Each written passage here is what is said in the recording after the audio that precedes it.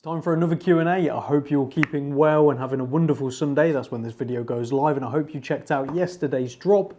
Some incredible pieces in that episode, just like every single drop. So yes, today we're going to answer more of your questions, and if you didn't see last week's episode, feel free to go check it out, but it's going to work the exact same way.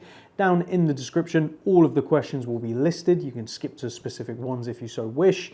And please, in the comments, leave your questions for the next episode if you have any. Quite interesting. Last week, there was a lot of anonymous questions, people who didn't want their name said. This week, no one has wanted to remain anonymous. Now, I just want to quickly address the hat. I wore a hat in the last video. I'm wearing a cap in this video. I am overdue a haircut by about 2 weeks. I missed the appointment due to kids being kids, and I have not been able to book in with my hairdresser again, and all those walk-in places I just don't have time to go to when I'm in the office. So that is why I'm wearing the hats, but you'll all be thankful to know I'm recording this actually on Tuesday. I'm recording it well in advance. I get my haircut tomorrow, so the hats will be gone for a while until I end up overdue again, but that's why I'm wearing hats. It's not too cold in the office, and there's nothing going on with my hair other than it looks very messy. And what is on wrist? You all seem to enjoy what was on wrist last episode. I'm wearing something else pretty cool this episode. This is a 60s Universal Pole Router Geneve. Yes, you heard that right. I didn't say it the wrong way around. This is a 60s piece, automatic 34mm with the most incredible silver dial with those beautiful indices as well. I will, if you watched the drop yesterday, I'm wearing the same watch because I'm recording it all in the same day. But this is specifically a reference 104604 with a slightly different dial to what you typically see. Really cool watch. It is in dire need of a service, and I have a lot of watches in for service at the moment. Maybe that's a question for a future video, but I have a lot of watches in for service with different watchmakers at the moment. I just don't want to add another one to their list, and it's working well enough for me to enjoy in the meantime. So it may come for sale, it may not, I don't know. I really like it, but that's what's on there. Okay, so question one is from Stuart. He asks two questions actually. There's a lot of multiple questions. Don't hesitate to do that. I don't mind. But his first question, aside from the UK, which country do you sell the most watches to? It's pretty evenly split between three countries, the USA, the UAE, and Germany. Those three countries are pretty much on par with each other every year in terms of the purchasing power. It used to be many years ago a lot more of just Europe in general because of being part of the European Union. As a lot of you know, Brexit happened. We are no longer part of the EU. This is not a political channel. I will not talk about that, but let's just say it's made it quite difficult for people in Europe to get used to the fact that if they buy from the UK or vice versa, they have to pay their country's VAT on top of the price we are asking. And instead of going on for too long, I'll leave it there, but USA, UAE and Germany pretty split. Might come as a surprise to some of you. Let me know what you thought it would be down in the comments. And Stuart's second question, would you consider nipping to Japan for stock? If only it was a case of truly just nipping there. If I'm not mistaken, it's an incredibly long flight. I'm actually going to Google how long it is. All right, so a non-stop flight is over 13.5 hours and would cost about 700 quid right now. And the ones with stops can be anywhere from 16.5 to 18 hours. So let's say it was round the corner. Would I nip to Japan for stock? Absolutely. I mean, they always have some really great stock. A lot of their stuff is what we would call retail ready. Even their vintage stuff, it's all been polished and it looks like new again, which is a bit of a shame. I have a lot of customers who actually travel to Japan regularly for work or whatever it may be, and they come back with watches. The exchange rate, depending on where it is, you can sometimes get quite lucky. But for the most part, yeah, if it was round the corner, I would totally nip to Japan. Okay, question two is from AZ Time. I hope you're keeping well. What was your favorite watch release of 2024? I'm going to give you two. One is a watch that I think is on a lot of people's lists, and I just think it's incredible. It's the Bernon, I probably butchered that as always, Mirage. Beautiful, beautiful watch. The execution of that, incredible. I'm still yet to see one in person, but it's a watch I would never be able to own. Maybe one day one will come through for sale with me. But the second watch is actually the Arcan Year of the Dragon, which is a watch I do own. I think that watch is absolutely amazing. I love it. The colors, the design, everything. Great brand. They're actually going to get a few mentions in this video. So they're my two of last year, 2024. Question three from @Yates_. What is the desk mat that you have and would you recommend it? It is a Corsair desk mat that's very, very long. 1 second. It's about 95 by 30 centimeters. There you go. Would I recommend it? I mean, if you have a very large desk, as you can tell, my desk is huge, and that's because if you've ever come to the office, it's usually a mess. There's watches on here, you know, stuff I'm working on throughout the day, stuff that I'm, you know, inspecting, whatever it may be. I need a big desk and I need a big mat, and it works perfect because I can do this, and it's soft enough that I can do, you know, screws and links and things like that, and sort of have watches laid on it as well. So yes, I would recommend it. Question 4 from Lucen Yen, I hope I pronounced that right. Thoughts on the older version Black Bay 36? I assume this is in reference to the Tudor Black Bay 36 ETA with the smiley face on the Oyster bracelet, the first generation. I mean, I'm gonna embarrass myself here, but I've been making videos for a very long time here on YouTube, and that watch was one of my first real substantial purchases, and I was so excited and over the moon. And those videos are still on YouTube, so feel free to check those out. In a nutshell, because I obviously ramble a lot, as you can tell, and I definitely did more so back then. In short, I think it's a fantastic watch. It's great on wrist. It's really comfortable. I like the size and the design. I felt in the end it was just a little confused as to what it was. The design of the dial and the hands is very much diver. The 36mm case with a polished bezel was very much sort of sporty, but sort of a bit dressy. It sort of merged a lot of worlds together, which was the charm of it, but it ended up being the thing that just sort of made me fall out of love with it, to be honest. But I think it's a great watch. So if it's on your list, snap it up. Question 5 from Gary Doherty 600. Hope you're doing well, Gary. What is your favorite Speedmaster from the last 10 years? There has been a lot. I mean, we could probably do a year-long video of just how many Speedmasters there's been. For me, the classic Speedmaster will always be my favorite. I love vintage Speedmasters.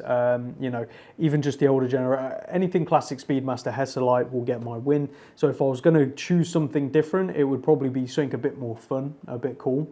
It would be the Apollo 8 Dark Side of the Moon with the little spaceship, the updated one, because inside I'm still a little kid, and that little spaceship is bloody cool. I don't care what anyone says. So that would be my choice, other than a standard Speedmaster Professional Hesselite, which would be boring. So Apollo 8, let me know what's yours. Question number 6 from Paul Curtis 9147. I hope you're doing well, Paul. Where do you see the watch? He asked a few questions. Where do you see watch trends going over the next 2 to 3 years? I mean, if only I knew, I'd be buying up everything and I'd be doing very well. The reality is no one has a crystal ball. I know that's not what you're asking, but you know, I always emphasize just buy what you like. You know, at the end of the day, the trends do play a part, and it's impossible not to. We all fall victim to it, myself included. But where do I think it's going in the next 2 to 3 years? I think we're going to see more of the same, and that to me has been smaller watches, gold watches, dress watches, vintage watches, those kind of things. I think more and more collectors are shifting over to those things, either combined or individually. I think that's going to continue, and it's certainly where I'm putting my money. You know, I'm buying a lot more of all of those things because they are selling better.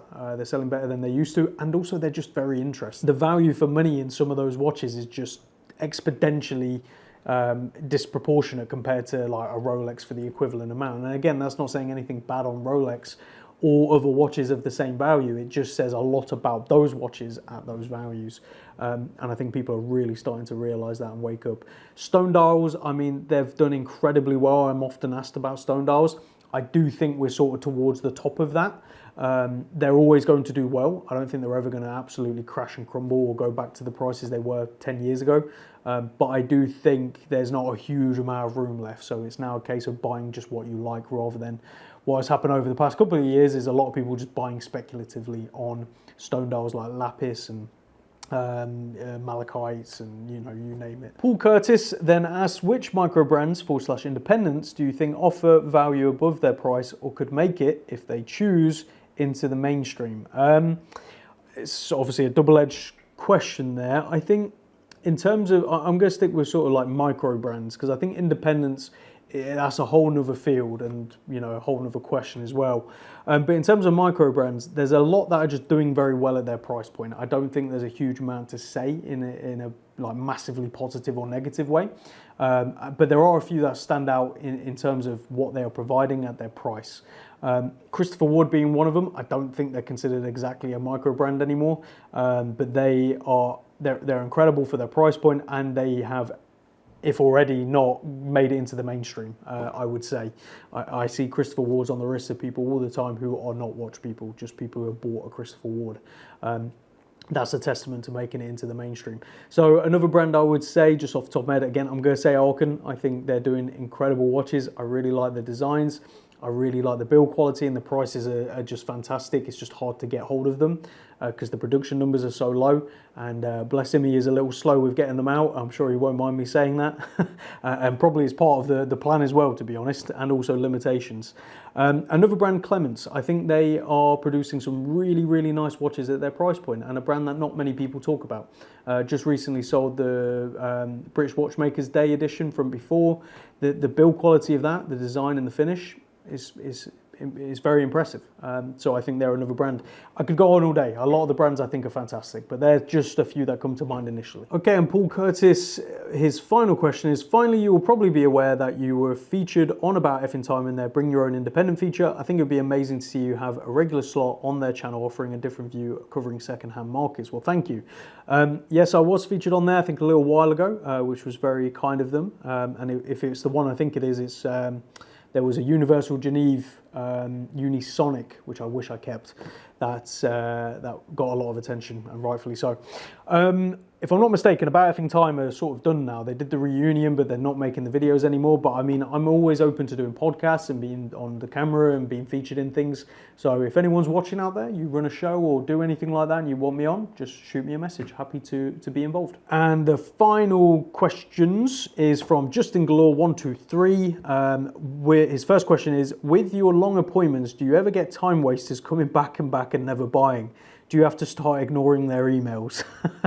I try not to ignore anyone. So if I've not got back to you, I am not ignoring you. Shoot me another message. It's just got lost in the emails, or I thought I had replied, or whatever it might be. I do not purposely ignore people, regardless of what the situation might be, right? So in terms of time wasters, I mean, you're always going to get tire kickers, people, you know, not wanting to buy. They just want to come and look at a load of stuff, have a nice evening out with friends, and you know, that's part and parcel of how it goes. I'm not too bothered by that, and you know, as long as it's not every single appointment, it's fine. I love talking about watches, and you get to build a rapport and a connection with collectors and give them a good experience. And also another factor to that is, and something I learned very early on in retail, some people just take a long time to decide what they want to do. Some of my best customers today, and like who have become good friends, at first it was quite difficult to get to that transaction process. And you know, some of them probably know who they are. Hello, if you're watching. It's just part of the process sometimes. There's a lot of trust that has to go into these things. You know, oftentimes they're not inaffordable or inexpensive, items, and they're also not necessities. You know, you do not need to own a watch anymore today. So therefore, we're in a hobby industry, and that comes with its own sort of twists and turns that you have to navigate as a seller. But no, I've never ignored anyone, and I've never stopped someone coming into the office. You know, one thing that maybe some of you have experienced, if I'm having a very busy day, I will not book in any more appointments unless. And the reality is, you know, I'm running a business here at the end of the day, unless it is financially very worthwhile. What I mean by that is, if you want to come and view and unsure on a £150 or £200 watch, and I've had 5 appointments already that day, and you want to come in at 6 p.m, it's probably not going to happen, just to be honest with you. Whereas if that same scenario and it's a £20,000 watch, as much as I don't want to do those kind of things, at the end of the day, I've got bills to pay and a roof to keep up over my family's head. So that sort of stuff does get prioritized, but no, you will never be ignored. His next question is, which watch brand has been the most profitable for you over the years in terms of speed and volume of sales? Great question. There's a few that I could probably pick out at different periods of times and years and just in general. But one thing that has been pretty consistent up until I would probably say the last few months is Tudor. Tudor, I have always been able to buy and sell very quickly and make decent margins, not groundbreaking margins, but my usual margins, but much faster. So therefore it ends up working out much better. However, they've definitely slowed down and prices have definitely come down. I think we're seeing a little bit of a correction in the market of Tudor. And I think once things settle, it will get back to that. But yeah, Tudor's definitely up there. And then another brand I've always done well with is Omega, vintage Omega especially. If you can buy the right pieces at the right prices and sell them at the right prices, everyone's happy and they're just good pieces and good stock. I always try and have them in stock as well as Tudors. But you know, Rolex, of course, they're up there, but they're not my major brand, to be honest with you. As a lot of you will know, I buy and sell Rolex and a fair few of them, but not to the extremes that they're my number one seller, or I would be able to survive quite comfortably without selling Rolex. That's the reality. That's how I've tried to build the business, so that way I can buy and sell the Rolexes I want to, as opposed to being victim to having to sell just Rolex or really relying on it like I know a lot of watch dealers are. And again, nothing against Rolex, I just prefer diversity of stock personally. And his final question, similar to a different question, but a bit different. Which is your favorite British micro brand? I have a few, and I could pretty much give merits for pretty much every British watch brand, other than I would say Bremont recently. I'm just going to be honest. Their recent move, I'm still not a big fan of. Maybe that's a question for another day, but anyway. Favorite British micro brands at the moment, again, whether they can be called that, Christopher Ward, Arkan, I think they're doing fantastic. Vertex, Schofield, Studio Underdog. Those are my 5 at the moment. I think are brilliant. They're doing interesting things. I like where they're at. But again, I know a lot of the owners of a lot of the other British micro brands, and I enjoy what they do as well. And I'm good friends with a lot of them and like their products and sell a lot of them and own some. So it's hard to pinpoint on one. But there you have it, guys and girls. That is this week's episode. Thank you for all the questions, some fantastic questions. And as always, please leave your questions down in the comments for the next episode, or email them if you want to stay anonymous, info@kibblewatches.co.uk. And all being well, I will see you again next Sunday for episode 3, it will be. And let's see if we can keep this going all year. All right, take care. See you soon.